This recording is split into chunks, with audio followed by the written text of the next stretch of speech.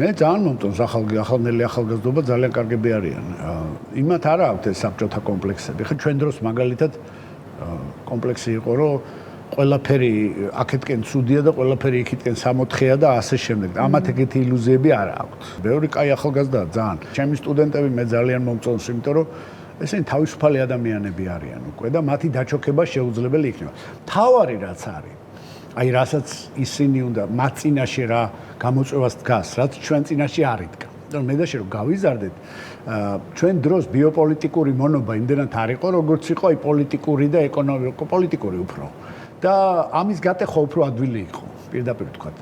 ჩვენს წინაშე ერთი მხრივ ზვიადმა და მერაბმა გადაიტანეს საოცრებები, მაგრამ ჩვენ უკვე პატარები ვიყავით მაგ დროს ჯერ კიდე და ამიტომ ჩვენ გადავიტანეთ მძიმე პერიოდი 90-იანი წლების, მაგრამ ეს არ იყო ბიოპოლიტიკური მონობა, ძალიან ბევრი სითბო იყო საზოგადოებაში, ადამიანები ეხმარებოდნენ ერთმანეთს და მე ვიზრდებოდით პირდაპირ ვთქვათ, გენიოსებით გარშემორტყმოლები ვიყავით.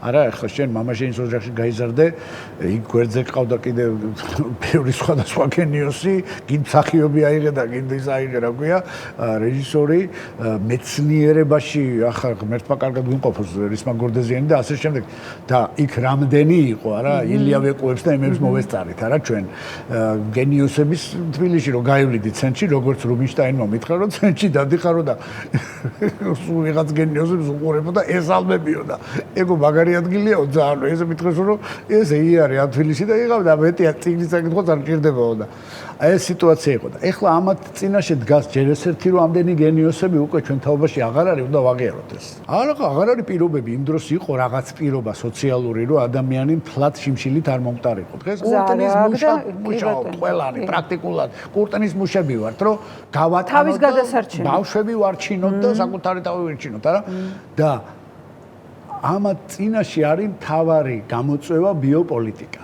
აი ეს ვაჭრუკანების, ფინიკიელი ვაჭრების, მე ამათ ვეძახი ფინიკიელ ვაჭრუკანებს. ციალა არდაშელი ეს ტერმინია, რომ შემოიჭრენ, პირველად ესენი შემოდიან. მერე შემოდის უკვე ის ურდო. არა, რომელიც აგერ დგას კასპთან, არა? ურდო ჯერ არ შემოსულა, მაგრამ ფინიკიელი ვაჭრები აქ არიან, უკვე ვაჭრუკანობენ და აბა მოდი გაყიდე, აი ეს რაღაცა საკეთებს. და აი რა შეგიძლია ურჩიო ახალგაზრდებს, აი შენი გამოცდილებით, აი ამ დიდი გზა გამოვლილი ხო, რამე მათთვის სათქმელი გააქვს?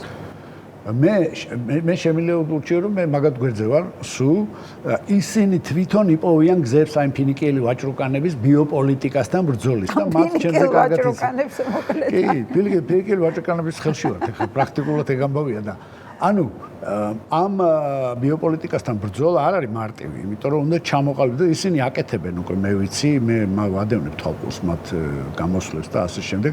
სოციალური უსაფრთხოების გარკვეული ქსელი უნდა იყოს საზოგადოებაში, რომ ყველა ახალგაზრდას ჰქონდეს საშუალება, რომ იყოს ამ ქვეყანაში და არ ემუქრებოდეს მას შიმშილით სიკვდილი და არ ემუქრებოდეს არანაირ და არ იყოს პოლიციური სახელმწიფო ამავე დროს და ასე შემდეგ და აი ურთიერთდახმარების და სოლიდარობის ქსელი რო გაკეთდება ძალიან დიდი. აი მაშინ უფრო შესაძლებელი იქნება ფინიკიელი ვაჭრუკანების დამარცხება.